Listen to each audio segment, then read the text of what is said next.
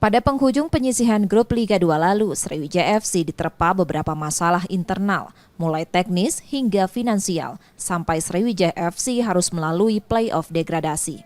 Gaji pemain pun sempat beberapa kali terlambat. Kondisi tersebut perlahan dibenahi. Manajemen tetap berkomitmen menjaga Sriwijaya FC. Ya, yang jelas kan manajemen tetap berkomitmen, SFC ini tetap bagaimanapun tetap di dalam garisnya.